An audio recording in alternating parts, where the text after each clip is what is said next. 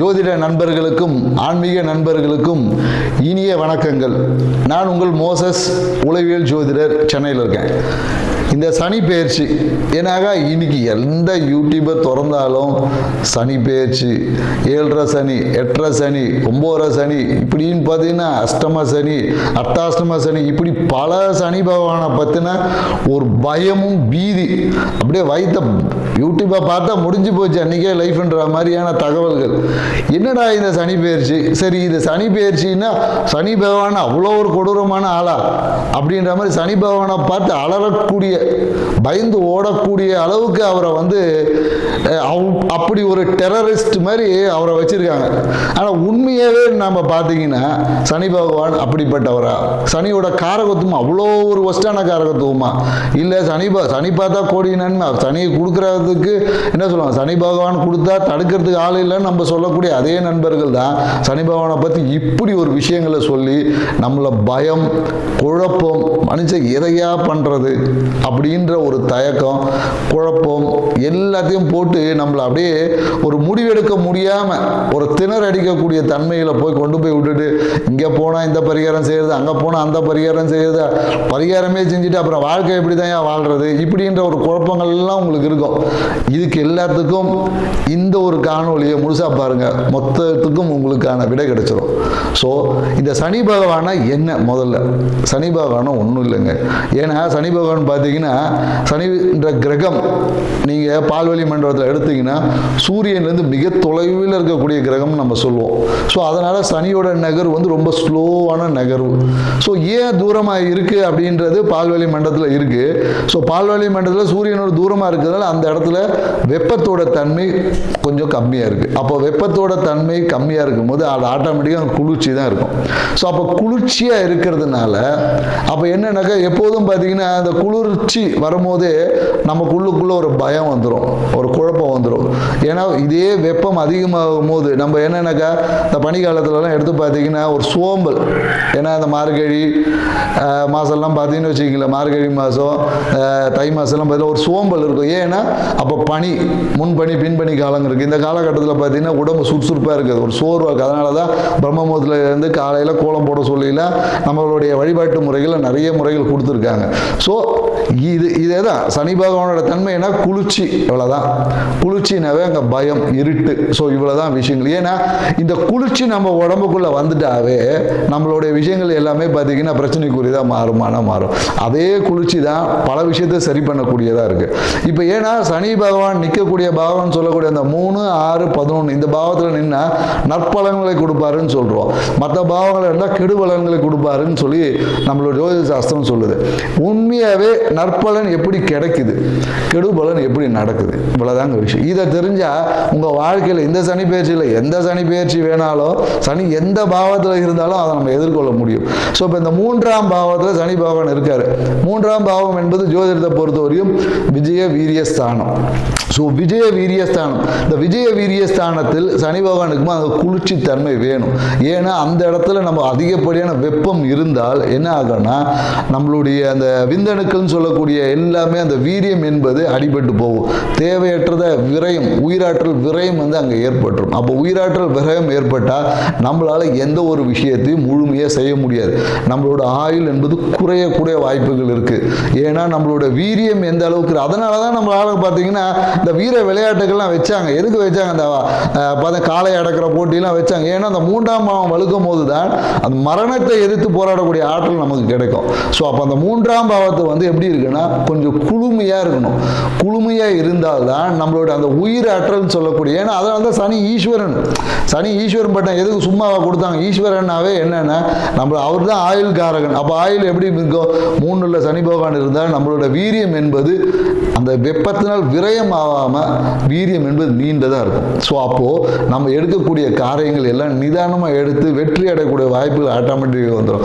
அடுத்தது பார்த்தீங்கன்னா இந்த 6ஆம் பாவத்தில் சனி இருந்த ஆறாம் பாவம்னா ருணரோக சத்துரு பாவம். ஸோ இந்த பாவம் என்ன பண்ணும் அப்படின்னு பார்த்தீங்கன்னா வச்சுங்களேன், ஒரு மனுஷனுக்கு ஒரு வியாதி எதனால் வருது அப்படின்னு சொல்லி மருத்துவம் சொல்லுதுன்னா வெப்பத்தால் தான் வருது. அதாவது என்ன சொல்லுவாங்கன்னா மருத்துவத்தில் என்னடா இது ரொம்ப மருத்துவமாக பேசுகிறேன்னு சொல்லு. ஏன்னா இன்னைக்கு வாழ்வியலுக்கு இதெல்லாம் தேவை இருக்குது. உங்கள் வாழ்வியலே ஒட்டி தாங்க ஜாதகமும் நடக்குது, எல்லாமே இருக்குது. ஸோ அல்கலைன் அசிடிக் கண்டிஷன், உங்கள் உடம்பு எப்போ அசிடிக் கண்டிஷன் வருதோ, அசிடிக் கண்டிஷன் என்பது வெப்பம், அல்கலைன் என்பது குளிர்ச்சி. அப்போ நீங்கள் குளிர்ச்சி என்பது சனி பகவான் தான் குளிர்ச்சி. அங்கே குளிர்ச்சி அல்கலைன் என்பதே சனி பகவான். ஏன்னா நீங்கள் லெமன் சால்ட் போடும் போது அது அல்கலைன் வாட்டர். அப்போ அல்கலைன் சனியோட காரகத்துவம் தான் எலுமிச்சம்பழமே. ஸோ அப்போ அங்கன்னா அல்கலைன் வாட்டர் என்பது சனி பகவான் தான். அப்போ கேன்சரை குணமாக்கக்கூடிய ஆற்றல் கூட அதில் இருக்குன்னு தான் சொல்ல. அல்கலைன் வாட்டர் குடித்தா கேன்சரை குணமாகும் என்று இன்னைக்கு மருத்துவம் ஒத்துக்குது. ஸோ அப்போ அந்த ருண ரோக சத்துரு ஆறாம் பாத சனி பகவான் இருந்தால் இருக்கக்கூடிய மொத்த நோயும் காலி, நோயே இல்லை. எதிரி என்பதே நமக்கு கிடையாது, எதிரியே நண்பன் ஆயிடுவான். ஸோ அப்போ அந்த இடத்துல நம்ம வந்து வெப்பம் அதிகமாக இருக்கணுமோ, அது என்னது நம்ம கேன்சர், இன்னைக்கு எய்ட்ஸ், இன்னைக்கு சொல்லக்கூடியத பல வியாதிகள் எதனால் வருதுன்னா உடலில் அசிடிக் கண்டிஷன், அதாவது வெப்பம் அதிகமாக வருது. அந்த இடத்துல நமக்கு குளிர்ச்சி ஏற்படும் போது அதுவே குணமாக்கும் மருந்தாக இருக்குது. ஸோ அதனால் சனி பகவான் 6ல் இருந்தால் அபரிவிதமான நல்ல பலன் சொல்கிறேன். அதே 11ஆம் பாவம், 11ஆம் பாவம் லாபஸ்தானம், மனமகிழ்ச்சி. இப்போ லாபம் மனமகிழ்ச்சி எங்கே இருக்கும்னா இப்போ நம்ம மனமகிழ்ச்சிக்காக எங்கே போகிறோம்? ஊட்டி கொடைக்கானல் தான் போகிறோம். ஊட்டி கொடைக்கானல்லாம் என்ன குளிர்ச்சியான பிரதேசங்கள், மலை பிரதேசம் போகும்போது ஹாப்பியாக ஹனிமூன்லாம் போகிறாங்க. எதுக்கு போகிறாங்க? குளிர்ச்சி. அப்போ அந்த குளிர்ச்சி இருக்கும்போது தான் மனம் என்பது மகிழ்ச்சி அடையும். மனம் என்பது தேவையில்லாமல், மனம் என்பது அதிகப்படியான வெப்பத்தினால மனம் என்பது அலைபாயும். ஆனால் அந்த இடத்துல அலை போயாமல் அப்படியே கூலாக நிற்கும் போது உங்கள் லாபம் மன மகிழ்ச்சியெல்லாம் பெருகும்.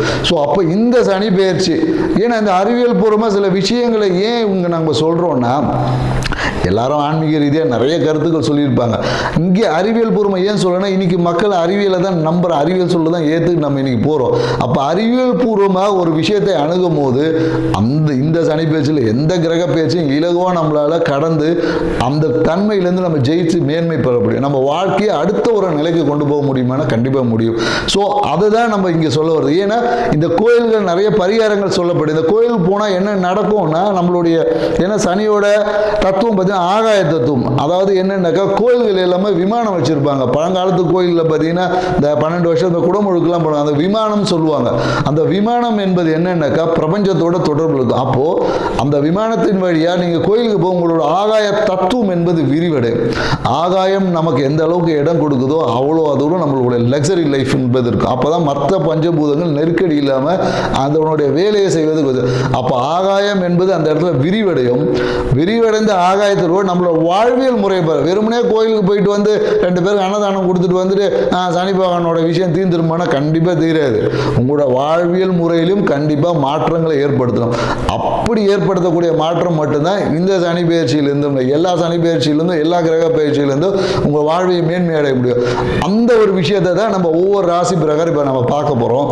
ஸோ வாங்க நம்ம போகலாம்.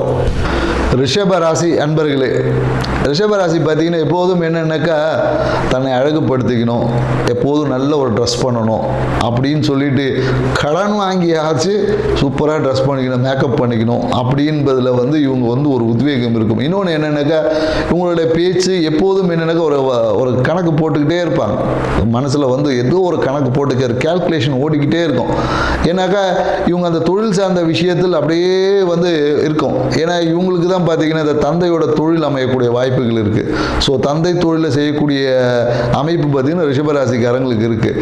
ஏன்னா இவங்க எப்போதும் அந்த கேல்குலேஷனே போட்டுட்டு இருக்கிறதுனால இவங்களோட நட்பு வட்டம் எப்படி இருக்குன்னா தேவைக்கு ஏற்றா தான் பழகுவாங்க. இவங்க தேவைன்னா உடனே ஃபோன் வச்சு வேலை முடிஞ்சதுக்கப்புறம் அப்படியே வந்து இவங்க பிஸி ஆகிடுவாங்க, அந்த நட்பை வந்து அப்படியே விட்டுருவாங்க.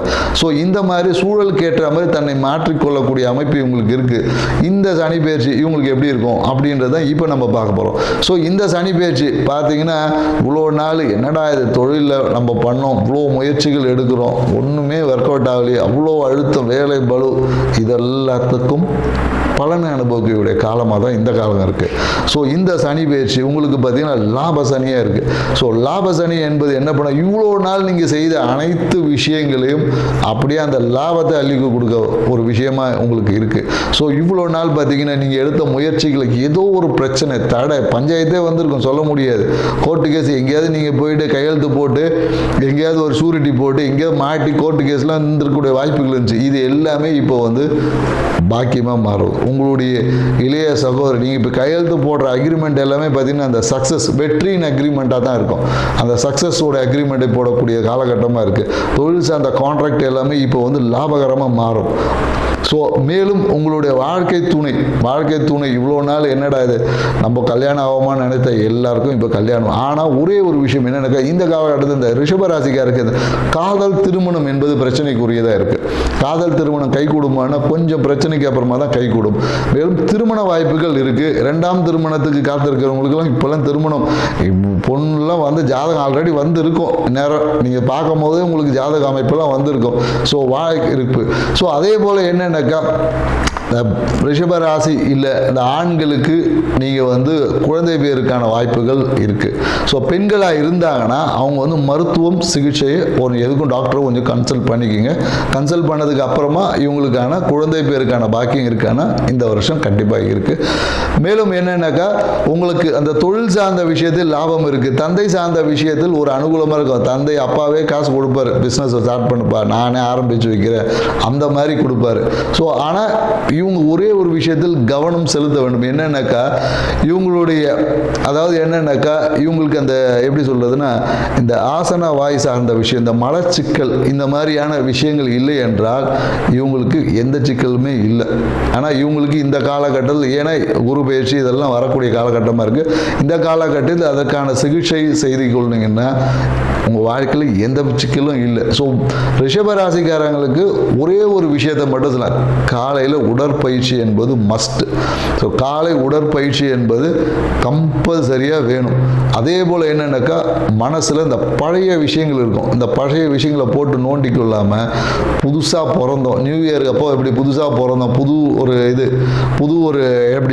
ஒரு இனோவேட்டிவ் புது தாட் ஃபார்மிங்கோட இந்த வருஷத்தை நீங்கள் எதிர்கொண்டீங்கன்னா உங்களுக்கு எந்த பரிகாரமே தேவையில்லை. ஒன்றே ஒரு விஷயத்தை மட்டும் நீங்கள் காலையில் உடற்பயிற்சியை செய்ய ஆரம்பிச்சிங்கன்னா உங்கள் வாழ்க்கையில் எப்போதும் மன மகிழ்ச்சி இருக்கானா கண்டிப்பாக இருக்குது. ஸோ நீங்கள் எங்கேயாவது ஒரு கோயிலுக்கு, ஏன்னா இந்த காலகட்டத்தில் நம்ம ஏதாவது ஒரு கோயில் போகணும் அப்படின்னு நீங்கள் தான் என்ன பண்ணணும்னா குலதெய்வத்துக்கு நெய் விளக்கை ஏற்றணும். ஏன்னா குலதெய்வத்துக்கு நெய் விளக்கை ஏற்றும் போது உங்கள் வாழ்க்கை பிரகாசிக்கும். அந்த நெய் எப்படி எரிஞ்சு பிரகாசமாகுதோ உங்கள் வாழ்க்கை மிகப்பெரிய ஒரு பிரகாசத்துக்குள்ளே வரப்போகுது. ஸோ ரிஷபராசிக்காரங்க என்ஜாய்மெண்ட்டு தான், கவலையே விடுங்க, வாழ்க்கை வெற்றி தான். நன்றி, வணக்கம்.